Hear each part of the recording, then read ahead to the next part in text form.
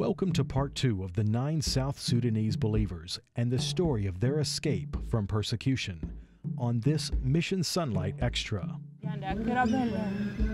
The rest of my colleagues were released and taken to a different place where they couldn't fellowship together. 1 week later, my cousin came and asked the police for me by name, then returned back on the following Sunday. He was warned that if I were to run away, he would be responsible for it. But I stood behind him and told the police I won't run away and leave someone else my problems. While at home, I felt sick. My throat swelled and I wasn't able to eat or talk, but I drank water when people were not around. My cousin went and reported my sickness to the police with a message that I had changed my mind. The police said, "Thanks, even though she won't come on Sunday, you are not to blame for it."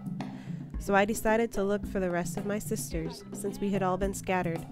After I managed to find them, we left our parents to go to an unknown place to look for the true church. There were 9 people, 5 girls and 1 widow mother with 3 children. On the night of our departure, a tall man in white clothes, holding a white flag in his hand, pointed in one direction and said, "Go in peace." We left our home in January 1990 and traveled for 5 months. We fed on leaves of trees and sometimes drank our own urine. We were about to perish in the desert with the widow's 3 children who were unable to walk due to thirst. We tried to urinate but could not. We lay down, and due to the harshness of the desert, we started to burn. We prayed to God, and immediately He sent rain.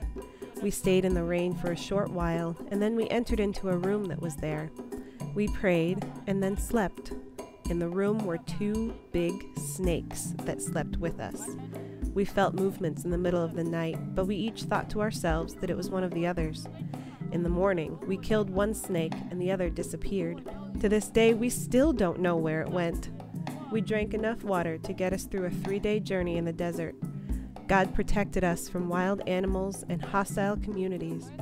We did not know the direction of the place to which we were going, and that is why we traveled for 5 months. But He always led us through visions and dreams in the night. We reached Gambela toward the end of May, and on the 5th of June 1990, after 2 weeks of searching for the church, we accidentally met 2 children of Ajak BR, who brought us to the Adventist message in 1987 at a food distributing center. The children took us home, where we met Pastor Pal Panum. They took us to the church and we prayed with them. Most of them shed tears while hearing our testimony. Forward ever, backward never. Thank you for joining us for this Mission Sonlight Extra.